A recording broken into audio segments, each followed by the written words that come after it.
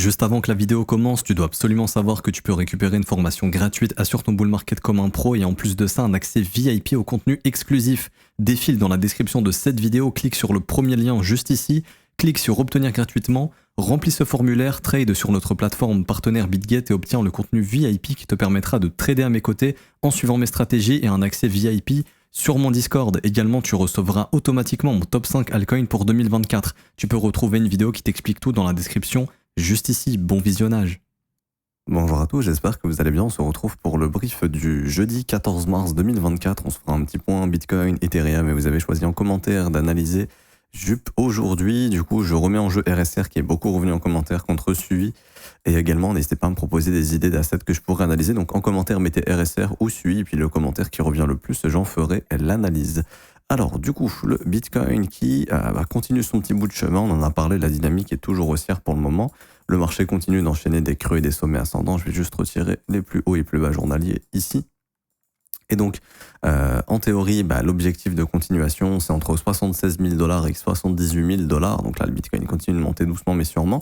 En revanche, ce qu'on voit de plus en plus, c'est un Bitcoin qui a du mal à enchaîner ses breakouts. Donc ça veut dire que le momentum est en train de faiblir. Ici, on est encore venu prendre les stops. On a une réaction baissière. On est venu prendre les stops. On a une réaction baissière.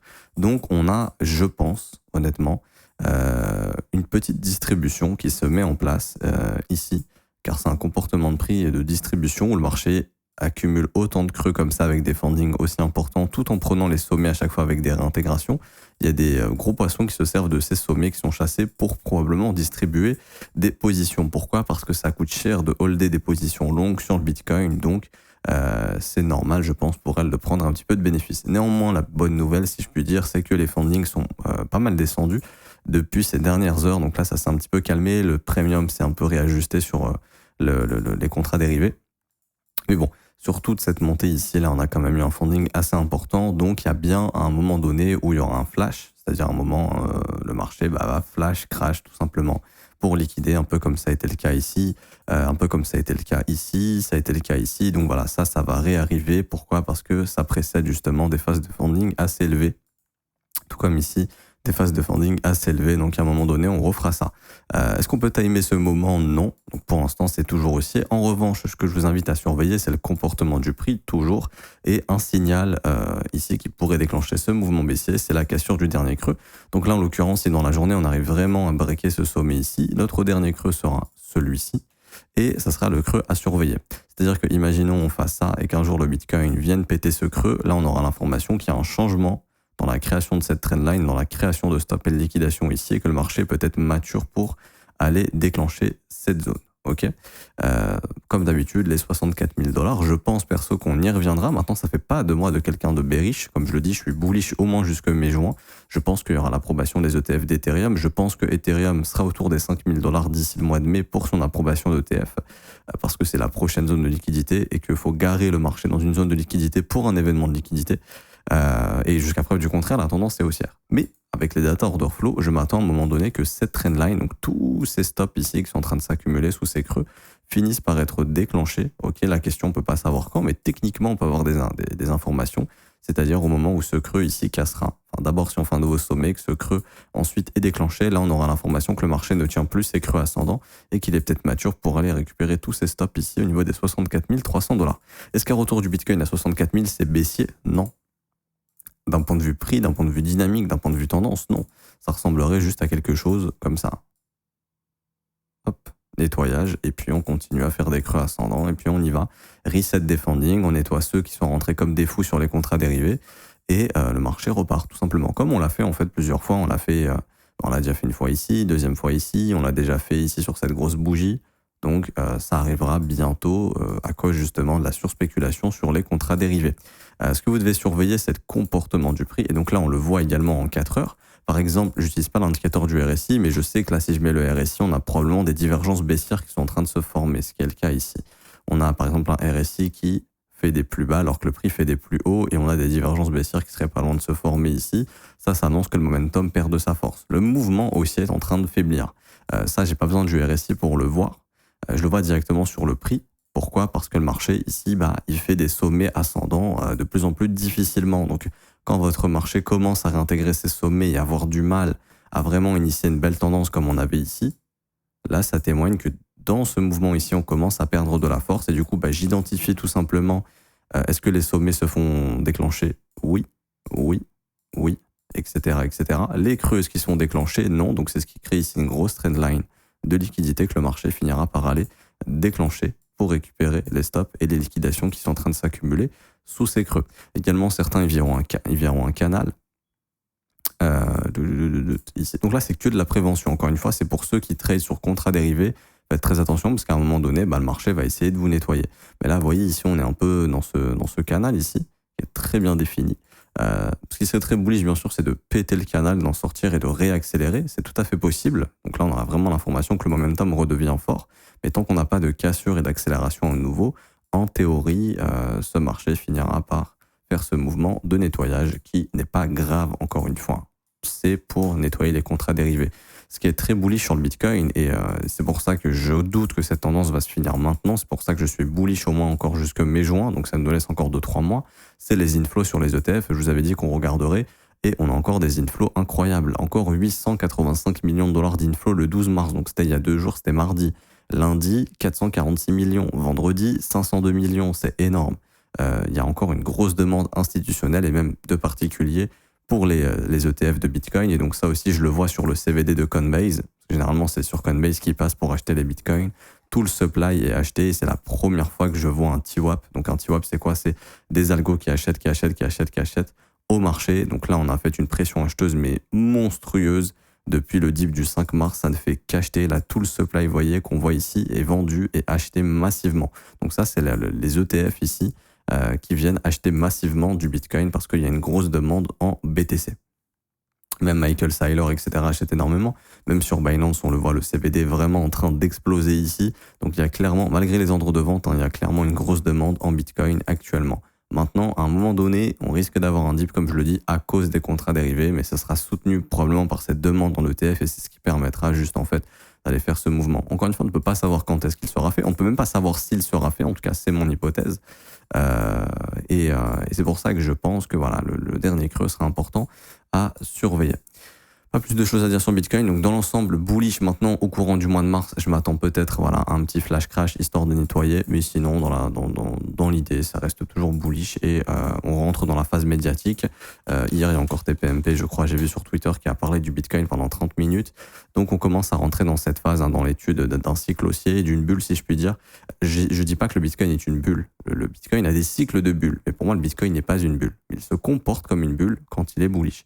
Et du coup, ici, on est dans la phase arrivée des médias, où on rentre dans la phase tendancielle, où les investisseurs institutionnels ont acheté probablement de 15 à 40 000 dollars. Et là, on rentre dans la phase avec l'arrivée des médias, où les gens vont commencer à fortement s'intéresser au marché. Ça devrait justement potentiellement accélérer dans cette phase. Et du coup, ETH, alors Ethereum, ici, pas bien différent du Bitcoin, sauf que lui, c'est un peu plus faible, dans le sens où là, pareil, il est en train de créer beaucoup de stops sous cette zone de creux ici. 1 creux, 2 creux, 3 creux, donc ça finira par être déclenché aussi probablement. Pourquoi? Parce qu'encore une fois, les fundings sont assez élevés, Bitcoin il devient assez lourd, les gens sont en mode FOMO dessus sur les contrats dérivés, etc. Là on le voit ici, mais l'open interest de Ethereum il est vraiment en train d'exploser ici. On est passé de 7 milliards à 7 milliards 200 millions là en l'espace de même pas 24 heures. Et le prix, il a du mal à suivre. Les fundings sont plutôt hauts, même si c'est pas très très haut, mais voilà, ça fait quand même dans toute cette consolidation que vous voyez ici, là, ça fait quand même plusieurs jours qu'on a un funding qui est assez important, qu'on a des open interest qui montent ici en flèche. Mais pourtant, le prix a du mal à monter plus haut. Donc là, pareil, ça m'invite à penser qu'on a peut-être besoin d'un petit nettoyage, un petit mouvement ici, là, pour combler les imbalances au sud. Hop, déviation, réintégration, on y va, on consolide, on dévie tous les stops et ensuite on continue pour l'approbation des ETF probablement. En tout cas, ETH qui a un petit peu plus de mal à pumper ici, donc un momentum un peu plus faible. Maintenant, ça reste toujours haussier, hein, on va pas se cacher là-dessus. Le marché continue de faire des creux et des sommets ascendants, c'est jusque-là, voilà, on voit une petite faiblesse. Est-ce que ça annoncerait pas justement le petit mouvement comme ça? Je le redis encore une fois, mais vous prenez votre FIB sur le dernier bottom du 5 mars, vous tirez jusqu'au top, vous localisez la zone de rechargement et donc s'il y a un dip, il y a de grandes chances qu'on s'arrête ici, 3540 à peu près, 3400, quelque chose comme ça, pour repartir tout simplement, ok, si jamais ça arrive. Si jamais ça n'arrive pas, tant mieux, j'ai envie de dire. Mais quoi qu'il en soit, pour moi, ETH reste bullish. Tout simplement. Voilà, ça reste haussier. Si jamais il y a un dip, ça sera corrélé au Bitcoin. Ce sera pour nettoyer le marché, encore une fois, sur les contrats dérivés. Ceux qui sont investis sur le spot, vous êtes tranquille. Vous n'avez aucun risque de liquidation. Voilà, juste le folio, il va afficher moins 10, moins 15 une journée, 2 journées, le temps que ça remonte. Et puis après, on poursuit la tendance, tout simplement. Mais on en parlait justement de ces phases de turbulence qui allaient arriver probablement parce que on voit que sur les contrats dérivés, ça commence à spéculer un petit peu trop. Pas plus de choses à dire pour ETH. Est-ce qu'on a un signal pour l'instant que ce mouvement peut arriver? Non. Le dernier creux, là, pour l'instant, il est ici à 3827. Tant qu'il est maintenu, il n'y a pas de souci. Je vois sur du court terme ici qu'on a une petite zone de stop là qui est en train de se former. Donc, ce qu'il faudra surveiller, c'est la zone de rechargement du dernier mouvement. Et ETH, là, aujourd'hui, pourrait y aller et continuer son mouvement haussier si le Bitcoin le veut. Parce qu'on voit qu'ici, on a quand même beaucoup de stops qui sont en train de s'accumuler sous cette zone de creux. On pourrait totalement protéger ici le dernier creux, juste de venir liquider les stops et voilà, si on continue la dynamique, faire enfin le mouvement haussier. Je pense que c'est plutôt ça qui nous attend si on ne fait pas le mouvement baissier tout de suite, c'est-à-dire encore une continuation haussière, mais avant on nettoie les stops intermédiaires sans toucher au dernier creux des 3830. Donc en gros on va entre 3920 et 3890 aujourd'hui, on nettoie ces creux et là on continue le mouvement haussier. Ça, je pense que c'est l'action de prix la plus probable s'il n'y a pas le fameux mouvement de turbulence tout de suite. Et on ira du coup récupérer tous les stops qui sont en train de s'accumuler au-dessus de ces sommets. Pas plus de choses à dire sur ETH et du coup on va sur Jup. Alors, projet récent, ce qu'il faut surveiller, c'est la tokenomics, ok. Donc là, je vais venir ici, on va checker la tokenomics. La tokenomics, c'est quoi? Je vous ai fait une vidéo dessus dimanche dernier qui vous explique absolument tout sur l'inflation des tokens, le market cap, les inflows, etc. Il y a une grosse vidéo qui vous a été faite. Alors, ici, donc, quand on regarde la tokenomics, ok, je l'ai pas malheureusement. Je pensais que j'allais la voir, peut-être sur un autre site, 2 petites secondes. Normalement, je devrais la voir ici. Hop. On va checker, à moins qu'on n'ait pas les informations, ce qui est possible. Attendez, je vais me connecter. Hop. Ok. Bon, on n'a pas le choix, on est obligé. Ok, il n'y a pas d'informations ici au niveau de la tokenomics. Donc c'est un peu compliqué, pour être honnête avec vous. Je pensais qu'on allait avoir les infos. On a des infos ici, hein, mais 100% unlocked, ok, launch pool, c'est en cold storage, ok, 100% unlock, liquidity, market maker, ok. Mais on n'a pas d'informations sur ceux qui ont investi en seed. Déjà, est-ce qu'il y a une seed? J'ai pas l'impression. Normalement, si. À moins que ce soit sorti directement comme ça. Bon, j'ai pas trop d'informations sur le supply actuellement, comment il va être release.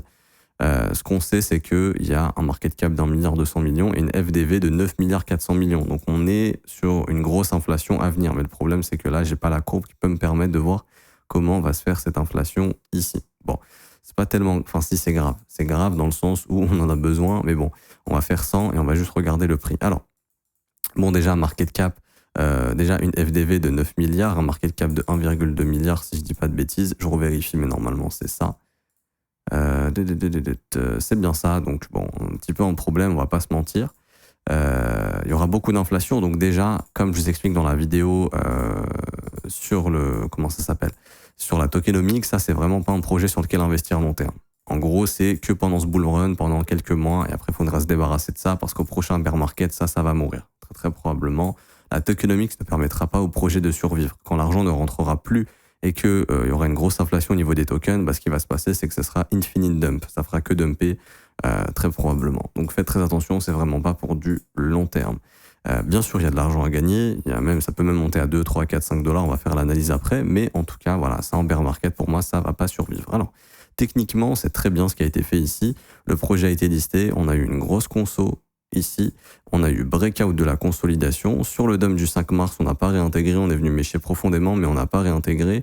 Et ensuite, le marché a bien confirmé la cassure ici, en clôturant au-dessus de la résolution de cette consolidation et en déclenchant le mouvement haussier. Alors c'est ici qu'il fallait se positionner sur le breakout, ou même finalement sur la mèche basse. Là, c'est un peu tard, ok, dans une optique de se positionner au bon endroit. Maintenant, Est-ce que le prix il est haussier? Oui. Est-ce que la dynamique elle est haussière? Oui. Ici je passe en 4 heures, le prix il est clairement haussier. Ok. Le marché ici avait une petite perte de momentum qu'il a complètement nettoyé, c'est-à-dire que là on a repris un momentum qui est fort. Le jup est plutôt haussier. En théorie, en H4, on prend notre dernier creux, on trace un fib. Si jamais il y a un dip, grand maximum, ça devrait être dans la zone de rechargement du dernier mouvement, donc entre 83 centimes et 79 centimes. Ici, ça fait une baisse qui peut aller de 12 à 15%. Bien sûr, s'il y a ce fameux mouvement du Bitcoin qui finit par arriver, là, qui va dans les 64 000 $, à ce moment-là, je pense que Jup retracera plus. Et du coup, ce que vous devez faire, ok, si imaginons cette correction arrive, c'est que vous prenez le dernier creux ici, donc du 5 mars, vous prenez votre fib et là, vous localisez la zone de rechargement de tout ce mouvement. Et donc, il y a une grande chance qu'on puisse revenir ici si jamais la correction arrive sur le BTC, les fameux 64 000 $ pour nettoyer les stops.